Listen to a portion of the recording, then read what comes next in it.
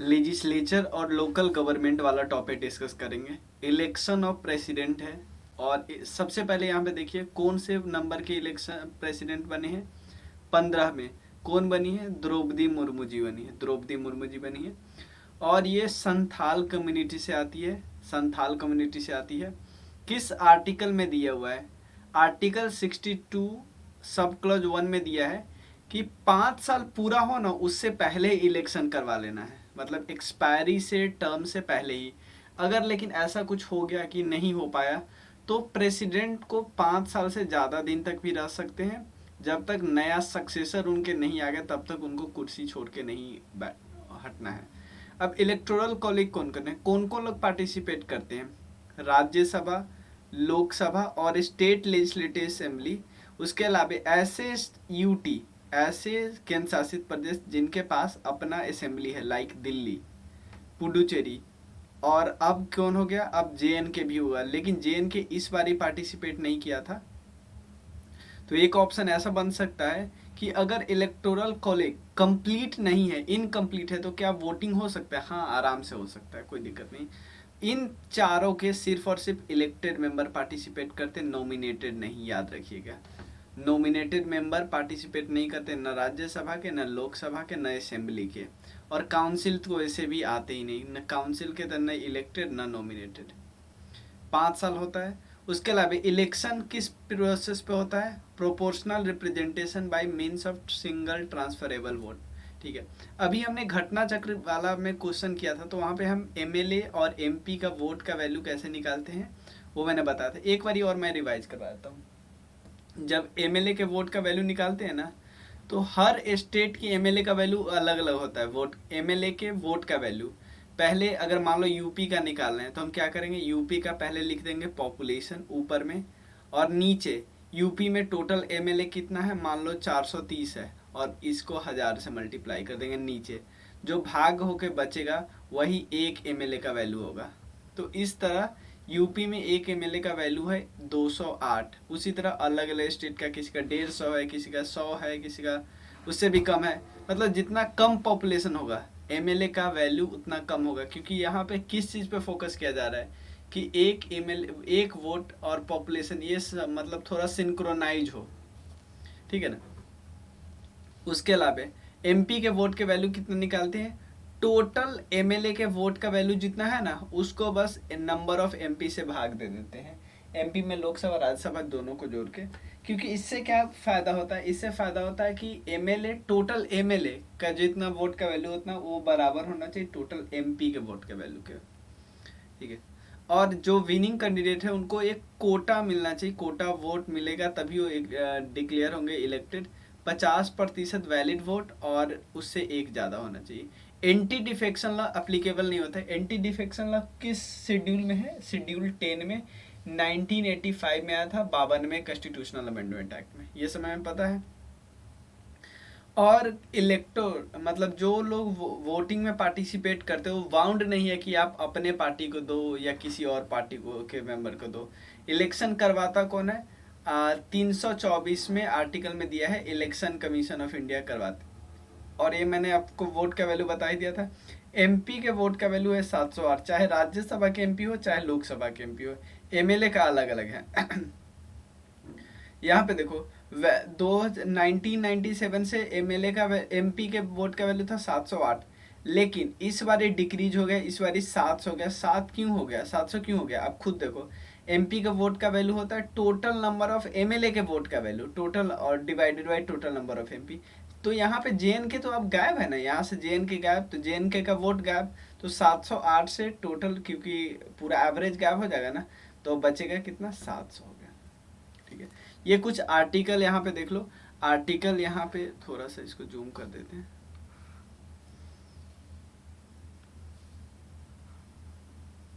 ठीक है, there shall be president of India, article 52 में प्रेसिडेंट ऑफ इंडिया। उसके बाद 54 में क्या है? Election of participant, election. उसके बाद 55 में क्या है कि रिप्रेजेंटेशन हर स्टेट को सिमिलर मिलना चाहिए, यूनिफॉर्मिटी। इसीलिए ना एक MLA को, यूपी के MLA का ज़्यादा वोट है छोटे स्टेट का, क्योंकि वहाँ पे कम पॉपुलेशन है ना। सेम MLA के सेम वोट का वैल्यू कैसे हो सकता है? टर्म्स 5 ईयर, इन फाइन कितनी बार भी री इलेक्शन कर सकते हैं, लेकिन यूएसए में नहीं है ऐसा।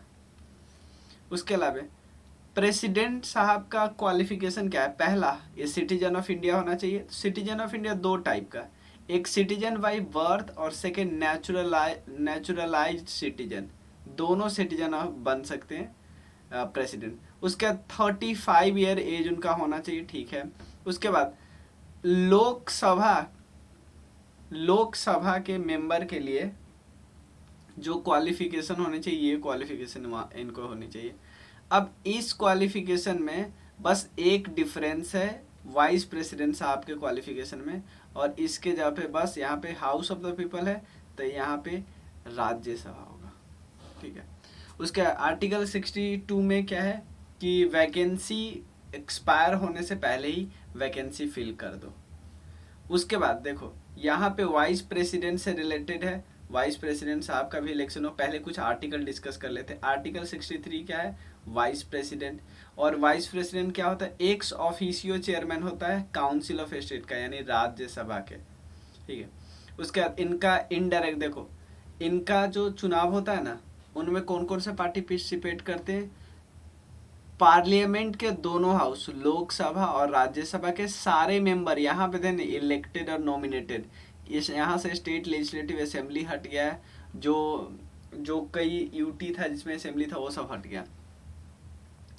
कितने साल के लिए? 5 साल के लिए है, ठीक है ना।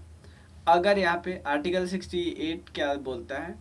Election to fill a vacancy cause by the expiration of terms of vice president shall be completed before the expiration. मतलब भाई समय खत्म होने से पहले ही इलेक्शन होना जरूरी है।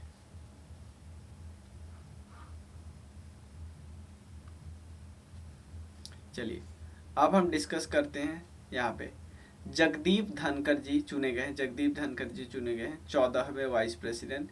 ये जो देखो, अगर प्रेसिडेंट्स के हिसाब से करो तो प्रेसिडेंट, अगर मतलब कि कौन ऊपर सबसे टॉप पे आता है, सबसे टॉप पे आता है प्रेसिडेंट, उसके बाद आता है वाइस प्रेसिडेंट। आर्टिकल 63 में दिया है। इनडायरेक्ट इलेक्शन है। इलेक्टोरल कॉलेज में कौन कौन है हमने बता दिया। सिंगल ट्रांसफरेबल वोट से काम होता है। उसके अलावा एक्स ऑफिशियो चेयरमैन होते हैं। Rules of procedure and conduct of business to direct any member whose conduct in his opinion grossly disorder they withdraw immediately from the house, ठीक है ना। मतलब कि चेयरमैन के पास पावर होता है, मतलब अगर किसी मेंबर का बिहेवियर हाउस में ऐसा रहेगा कि डिसऑर्डर फैलाएगा, तो उसको ये हटा सकते हैं, हटने को बोल सकते हैं। अब ये बहुत आसान है, आपने पूरा थ्योरी वाला पढ़ा होगा, मैं बताता हूँ। पार्डनिंग पावर का मतलब माफ़ी देना। तो सुप्रीम कोर्ट ने अभी एक ऑब्जर्वेशन दिया है कि भाई प्रेसिडेंट साहब क्या कर सकते हैं? प्रेसिडेंट साहब पार्डन देते हैं, पूरी तरह माफ़ी देने का काम प्रेसिडेंट का, गवर्नर का नहीं, जो कि अभी दिए हैं वो लोग। किस केस में? राजीव गांधी एसासिनेशन केस में, ठीक है ना।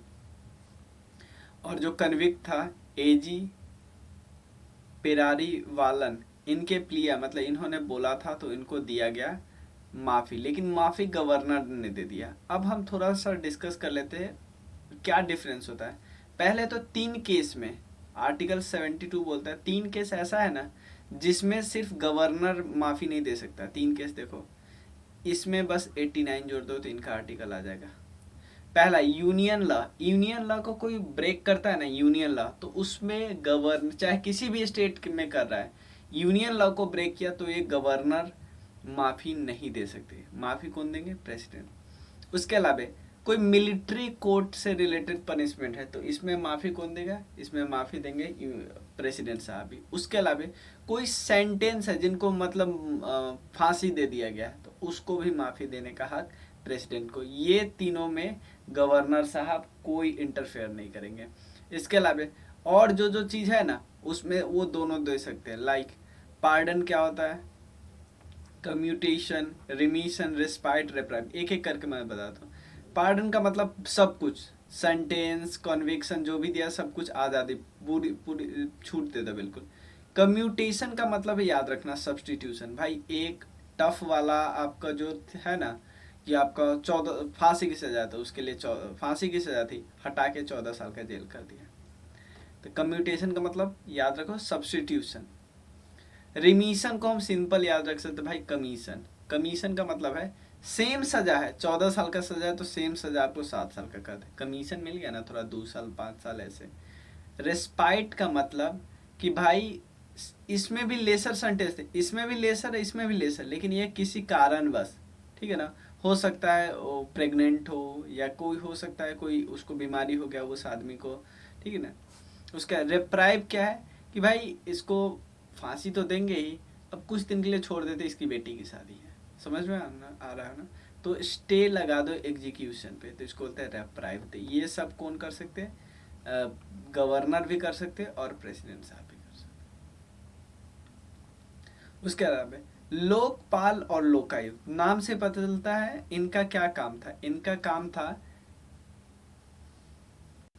ठीक है, तो क्या है, केरला वाला जो लोकायुक्त है उसमें अमेंडमेंट किया जा रहा है, अमेंडमेंट बिल है, याद रखिएगा 2022। और लोकपाल और लोकायुक्त का जो टर्म है ना, किन्होंने दिया था, एल.एम. सिंघवी साहब ने दिया था अपने administrative reform commission ARC report में। और सेंट्रल गवर्नमेंट ने लोकपाल और लोकायुक्त एक्ट कब नोटिफाई किया, 2013 में। और इसमें क्या हुआ, स्टैट्यूटरी बॉडी बनाया गया, लोकपाल यूनियन के लिए और लोकायुक्त किसके लिए, स्टेट के लिए। मेन काम क्या है, करप्शन के खिलाफ, मतलब इवन सेंट्रल गवर्नमेंट के बड़े से बड़े ऑफिसर को ये क्या कर सकता है, करप्शन के खिलाफ उस मैटर को डील कर सकते हैं, ठीक है ना, इंक्वायरी कर सकते हैं अगर कोई एलिगेशन लगता है तो। कुछ स्टेट में ऑलरेडी लोकायुक्त है। एक क्वेश्चन पूछा हुआ था कि सबसे पहले किस स्टेट में लोकायुक्त का एक्ट आया था, महाराष्ट्र में 1971 में, केरला में 1991 में। और ये पूरे देश में एक्सटेंड करता है ये जो लोकपाल वाला एक्ट है। और इवन ये उस पब्लिक सर्वेंट पे अप्लाई होता है जो देश के बाहर है, उस पे भी अप्लाई होता है, ठीक है ना। और कंपोजिशन में क्या क्या है इसमें थोड़ा सा डिस्कस कर लेते हैं। कंपोजिशन में क्या है, एक चेयरपर्सन है और मैक्सिमम 8 मेंबर होते हैं। 8 मेंबर में से 4 क्या होंगे, जुडिशियल मेंबर होंगे, 4 ST SC OBC माइनॉरिटी और वुमेन होंगे, ठीक है ना।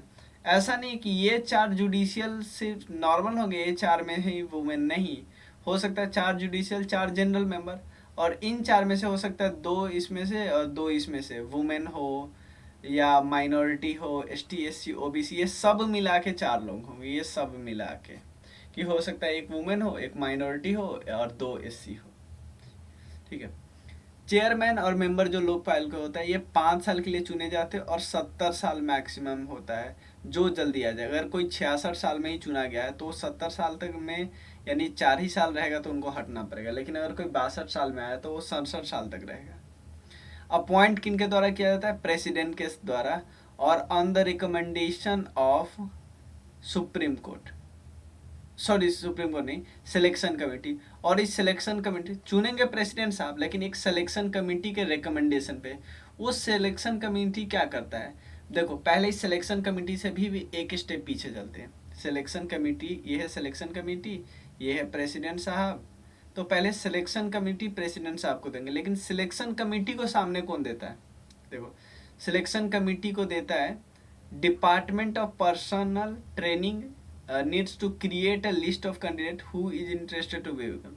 तो ये जो है ना department of personnel and training, ये देगा सिलेक्शन कमेटी को, और ये सिलेक्शन कमेटी प्रेसिडेंट साहब को देगा कि सर आप इसको अपॉइंट कर लो। सिलेक्शन कमेटी में कौन कौन होते हैं, प्राइम मिनिस्टर होते हैं, चेयरमैन, उसके लोकसभा के स्पीकर होते हैं, लीडर ऑफ अपोजिशन होते हैं, याद रखना, चीफ जस्टिस ऑफ इंडिया होते हैं या उनके कोई नॉमिनी, और एक एमिनेंट जूरिस्ट होते हैं। अब क्वेश्चन है ये नया कहाँ से आ गया, एमिनेंट जूरिस्ट को कौन चुनेंगे, ये बाकी मेंबर चुनेंगे एमिनेंट जूरिस्ट को। करप्ट कॉन्फिस्केशन ऑफ प्रॉपर्टी, मतलब एक अगर कोई इंसान, देखो कोई प्रोसिक्यूशन क्या है, प्रोसिक्यूशन क्या है, अगर पेंडिंग में है ना, मतलब कार्रवाई नहीं चलती रहती, वो पेंडिंग में है ना, तो भी अगर कोई बिल्डिंग बना लिया जो करप्शन के मीन्स पे, तो उसको क्या कर सकती है, हड़प सकती है सरकार। उसके बाद timeline for inquiry and investigation, 60 दिन कंप्लीशन के लिए चाहिए इंक्वायरी के लिए, और 6 महीना किसके लिए चाहिए, इन्वेस्टिगेशन के लिए बाई CBI। ठीक है ना। और ये लोकपाल ने 6 महीना का टाइम किस लिए दिया पता है? सीबीआई के रिक्वेस्ट पे। Power with respect to CBI, power with respect to CBI सबसे पहले समझो।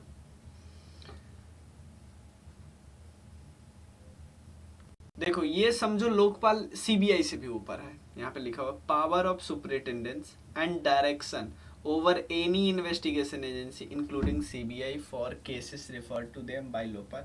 लोकपाल ने सीबीआई को केस दिया ना, तो भी सीबीआई के वो किसके कंट्रोल में काम करेगा?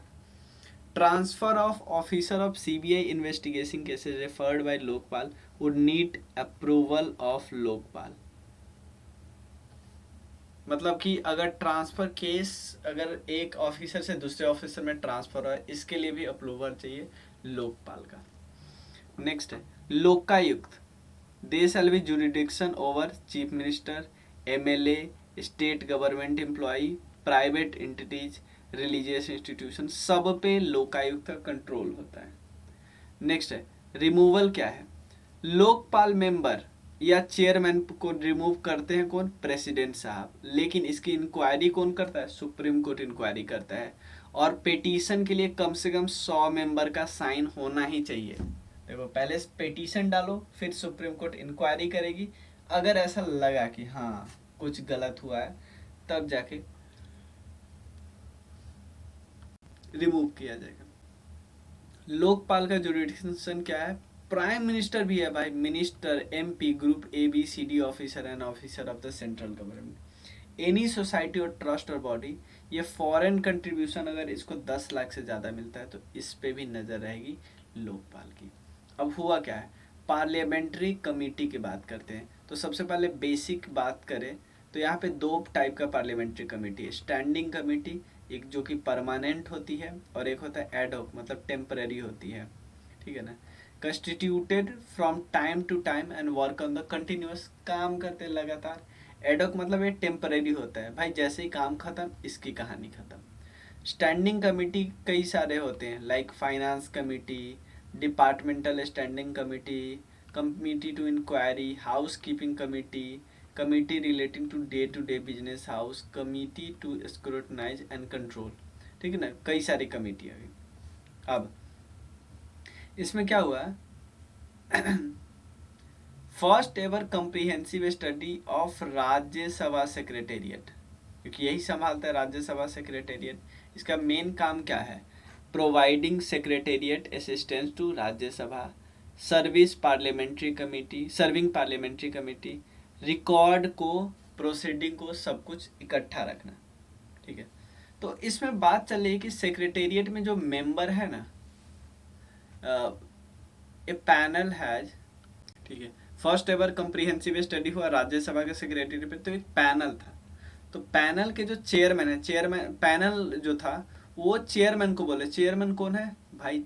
राज्यसभा के चेयरमैन कौन होते हैं? वाइस प्रेसिडेंट साहब। उनको बोला सर आप टेन्योर इंक्रीज कर दो कमेटी के, टेन्योर मतलब जो समय है उसको इंक्रीज कर दो। अब देखो राज्यसभा का जो सेक्रेटेरिएट है उसको सेटअप किया गया था अंडर आर्टिकल 98, ठीक है ना। और इसका फंक्शन और कंट्रोल किसके अंदर होता है? राज्यसभा के चेयरमैन के अंदर होता है। उसके अलावा पार्लियामेंट्री कमेटी होता क्या है? सिंपल समझो ना, एक पर्टिकुलर काम है तो उस काम में सब लोग मिलेंगे और उस काम में एक्सपर्टीज हासिल है 5-6 लोगों को या 10-15 लोगों को, तो इनका एक ग्रुप बनाते हैं और इनको एक काम सौंप देते हैं। तो इनमें वो मेंबर भी होंगे जो पार्टी के हैं, जो मेंबर वो भी होंगे, हो सकते हैं जो नहीं दूसरे पार्टी के हैं। तो it is a panel of MP that is appointed or elected by house or nominated by speaker, clear, and which works under direction of speaker. It presents its report to house and speaker. मान लो कोई bill आया और इस bill pay discuss करना है, तो अगर finance से रिलेटेड बिल है तो ये क्या करेंगे, फाइनेंस वाले कमेटी के हाथ में दे देंगे, भाई आप अच्छे से डिस्कस करो। वो अलग से डिस्कस करेंगे, उसमें पार्टी के मेंबर भी होंगे, नहीं पार्टी है उसके मेंबर भी होंगे। पार्लियामेंट्री कमेटी का ओरिजिन कहाँ से? ब्रिटिश गवर्नमेंट का है, लेकिन पार्लियामेंट्री कमेटी जो बोलेगा ना जरूरी नहीं है उसको सरकार माने, not bound by recommendation of committee.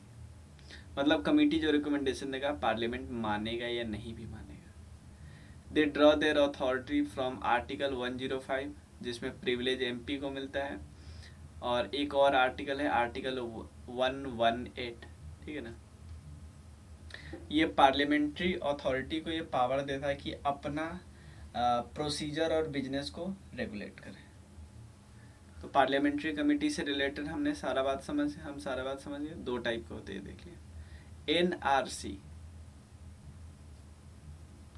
सबसे पहले क्या हुआ, सीएजी ने एक रिपोर्ट दिया है, एक कंप्लायंस ऑडिट दिया है, उसमें बताया कि मे बी डाटा टेम्परिंग हो सकता है। टेम्परिंग मतलब डाटा के साथ छेड़छाड़ हो सकता है जो एनआरसी का डाटा अपडेट हुआ है उसमें, ठीक है ना।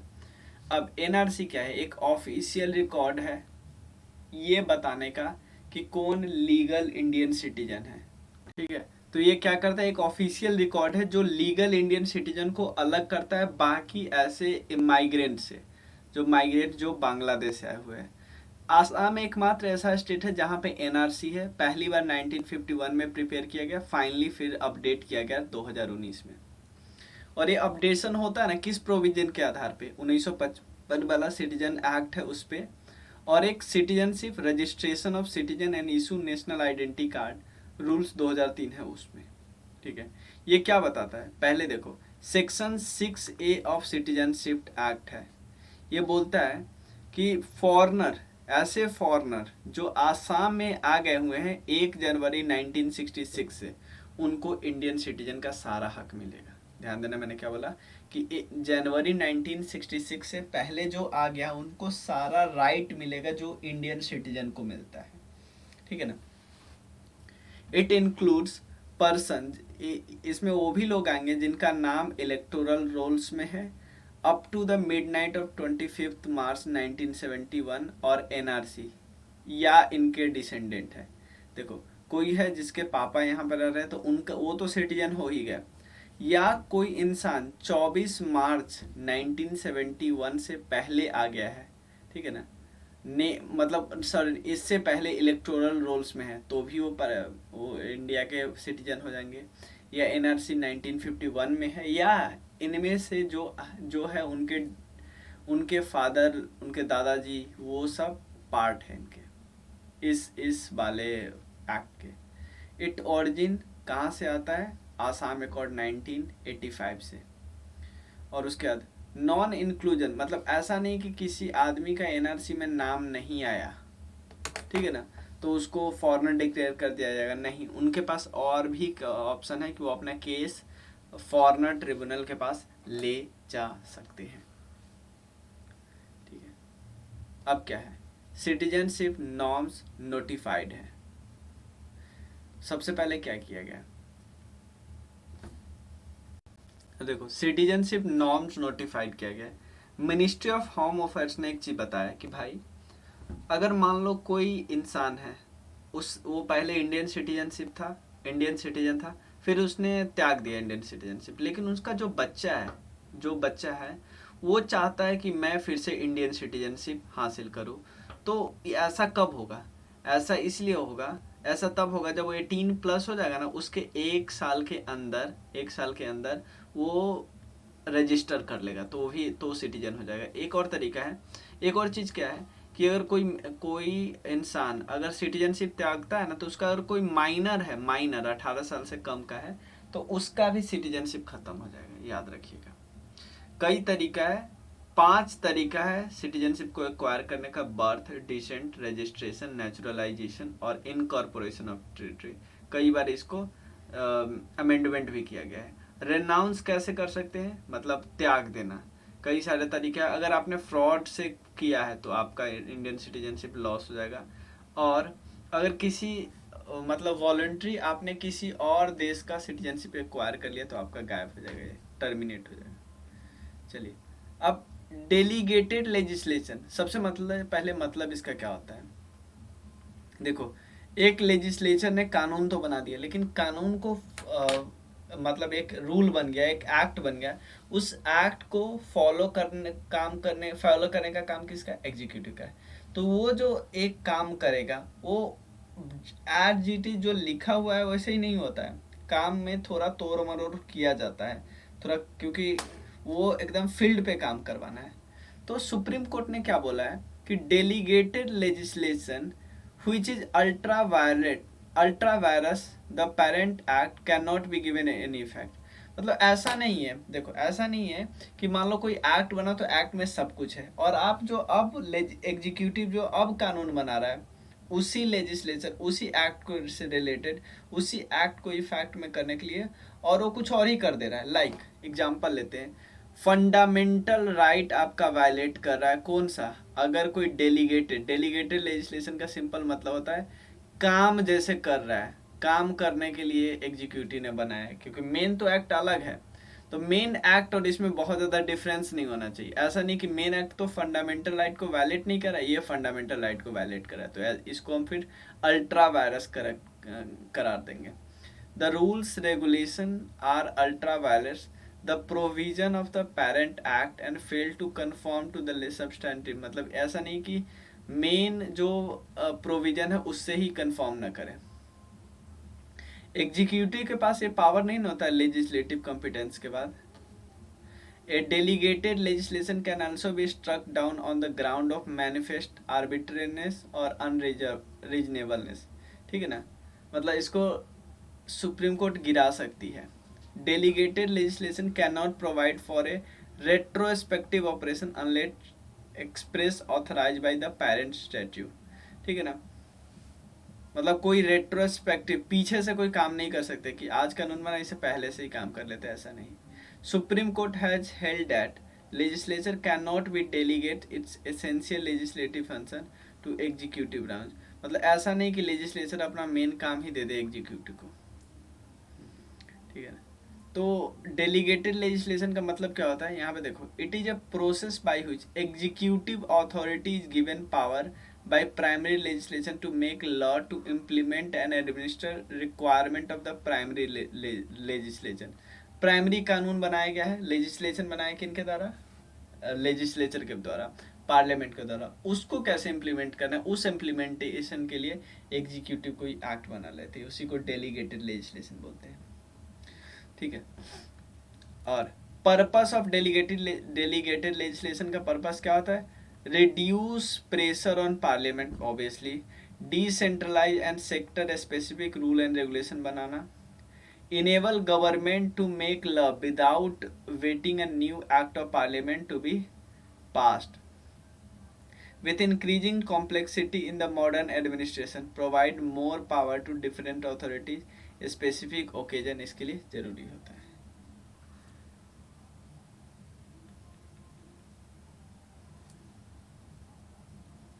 अब नेक्स्ट है panchayat extension to schedule area act, PESA act जो 1996 में आया।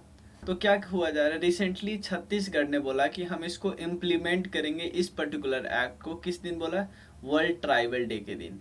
और ये कैमा राज्य बन गया, 7वां राज्य बन गया जो इस एक्ट को मतलब कि लागू कर रहा है। ठीक है ना, कौन, आंध्र प्रदेश, गुजरात, हिमाचल, मध्य प्रदेश, महाराष्ट्र, राजस्थान और तेलंगाना। मेन देखो, अगर हम बात करें ना पेशा एक्ट में, ग्राम सभा है, ग्राम सभा के पास बहुत सारा पावर हो जा सकता है। ठीक है ना, ग्राम सभा को मान लो आप एक गांव में बहुत इंपॉर्टेंट रोल हो जाएगा, ट्राइबल वाला एरिया में बहुत इंपॉर्टेंट रोल हो जाएगा, ये गांव को बजा के रहेगा, कुछ समझो। यहाँ पे देखो पहले power of mandatory consultation in matter of, मान लो उस गांव के एरिया का लैंड एक्वायर किया जा रहा है, तो इसका कंसल्टेशन बहुत जरूरी है ग्राम सभा का। ग्राम सभा में कौन होंगे, ग्राम सभा में वो सारे मेंबर होंगे जो उस एरिया के वोटिंग लिस्ट में है। ठीक है ना, वोट गिराते हैं। तो पहला क्या है, लैंड कोई अगर एक्वायर करना चाहता है वहाँ पे और लोगों को एलियनेट करना चाहता है, हटाना चाहता है वहाँ से, तो ग्राम सभा से कंसल्ट करना पड़ेगा। उसके अलावा टू मैनेज वाटर बॉडीज को मैनेज करना या माइनर फॉरेस्ट प्रोड्यूस को मैनेज करना, ये सब किसका काम है, ग्राम सभा का काम है। उसके अलावा गांधी जी वाला बात, regulate and restrict the consumption of liquor, manage village market, controlling money lending to scheduled tribe, ये सब कौन करता है? ग्राम सभा। उसके बाद to control institution and functionaries in all sector and local plan, ये याद रखिएगा, ठीक है ना।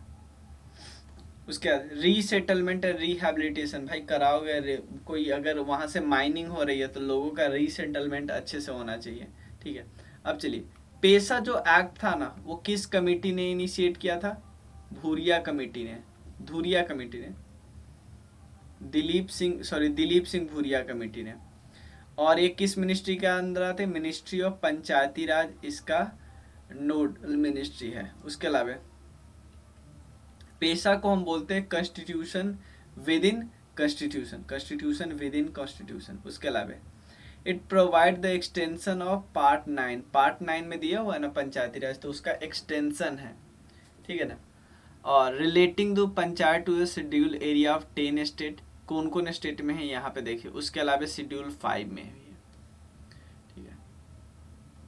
उसके अलावा यहाँ पे कुछ की फीचर्स देखते हैं। पहला, कन्फॉर्मिटी टू कस्टमरी लॉ, ये भी देखा जाता है कि जो कस्टमरी यानी जो पुराने लॉ है वो भी आराम से रहे।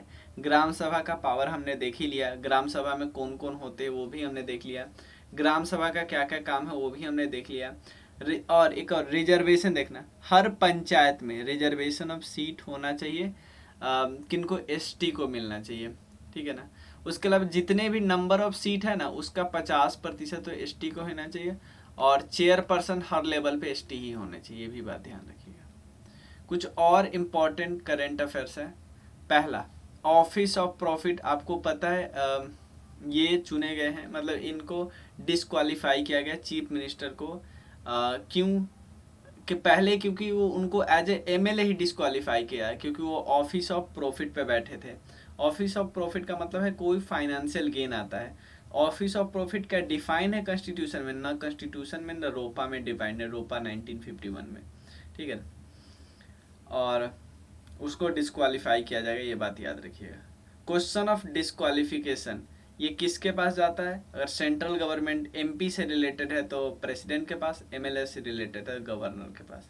उसके बाद एमपी लैट्स एक स्कीम है, एमपी लैट्स, ठीक है ना। एमपी लैट्स क्या स्कीम है कि एमपी को पैसा दिया जाएगा, किसके द्वारा? गवर्नमेंट के द्वारा एमपी को पैसा दिया जाता है, और वो एमपी क्या करेगा? अपने एरिया में क्या करेगा?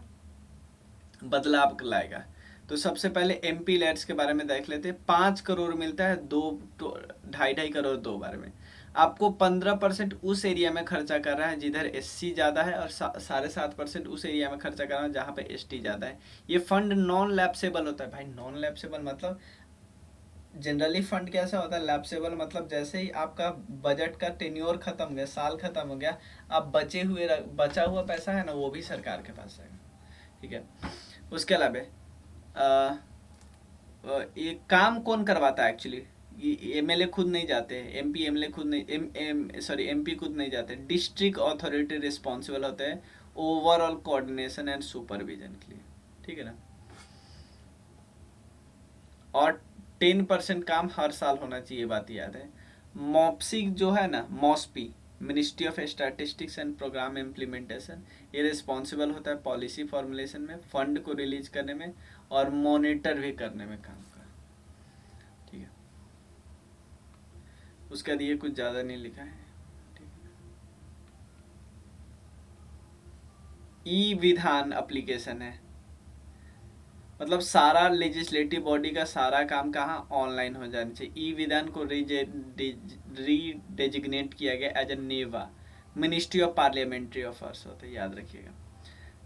यहाँ पे बात चली वेस्ट बंगाल में 7 नए डिस्ट्रिक्ट को क्रिएट करने का, और डिस्ट्रिक्ट को क्रिएट करना और एबोलिश करने का पावर किनके पास होता है? स्टेट गवर्नमेंट के पास होता है, ठीक है ना। एक लॉ से या सिंपल ऑर्डर से और नोटिफाई कर सकते गजट में।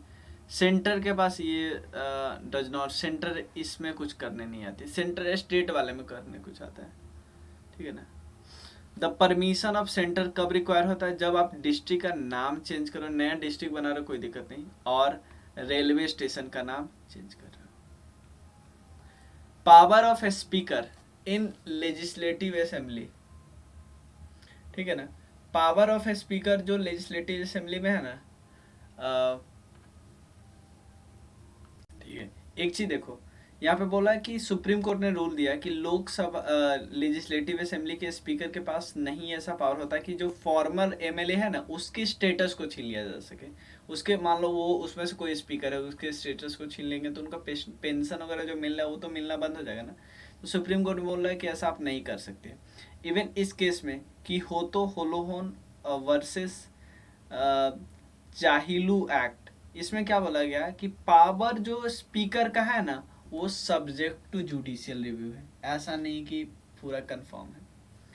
Committee of parliament of official language, तो कमिटी ने क्या किया, सबमिट किया है रिपोर्ट, और कमिटी ने सेटअप किया है 1976 में अंडर ऑफिशियल लैंग्वेज एक्ट 1963, और constituted by ministry of home affairs, और यूनियन होम मिनिस्टर इसको चेयर कर रहे हैं। सबमिट किया रिपोर्ट प्रेसिडेंट को, और मैंडेट क्या दिया है कि भाई हिंदी को ज़्यादा से ज़्यादा यूज करो, ठीक है ना, ऑफिशियल रूप में। नॉर्थ ईस्टर्न काउंसिल, देखो इसका एस्टैब्लिशमेंट कब हुआ, बाकी जो जितने भी काउंसिल है ना, 5 काउंसिल है ना बाकी, उसका गठन 1956 में हुआ था, 7th कॉन्स्टिट्यूशनल अमेंडमेंट एक्ट में। इसका कब हुआ, 1971 में। और सर्विस कंडीशन क्या है, works under the administrative control of ministry of development of north east region, और यूनियन होम मिनिस्टर इसके एक्स ऑफिशियो चेयरमैन होते हैं। 8 मेंबर है इसमें, 7 बहने और ऊपर एक सिक्किम। फंक्शन क्या है, to promote cooperation and coordination among the north eastern state, और फोरम बनाना एक रेजोल्यूशन के लिए, ठीक है। उसका देखो 50 साल इसके पूरा हो गए, 8 पिलर पे काम करना है। पीएम ने क्या इनॉग्रेट किया, गृह प्रवेश प्रोग्राम इन त्रिपुरा, ठीक है ना, ताकि क्या दिया जा सके, गैस सिलेंडर दिया जा सके, सॉरी गैस सिलेंडर नहीं, आवास योजना दिया सके, गृह प्रवेश है ना। उसके बाद जोनल काउंसिल है, स्टेट रीऑर्गेनाइजेशन एक्ट में आया। कंपोजिशन कौन है, यूनियन होम मिनिस्टर हेड होते हैं, उसके अलावा चीफ मिनिस्टर और 2 और भी मिनिस्टर होते हैं जिनको गवर्नर नॉमिनेट करते हैं हर स्टेट से, और 2 मेंबर फ्रॉम यूटी। फंक्शन क्या होता है, डिस्कस करना, रिकमेंडेशन देना किसी मैटर में, कॉमन इंटरेस्ट वाले मैटर में, बॉर्डर डिस्प्यूट, लिंग्विस्टिक माइनॉरिटी, इन सब से इशू में, ठीक है ना। अदर जोनल काउंसिल कौन का है, नॉर्थ जोनल, सेंट्रल और वेस्टर्न, सदर्न, ठीक है ना, ये सब है।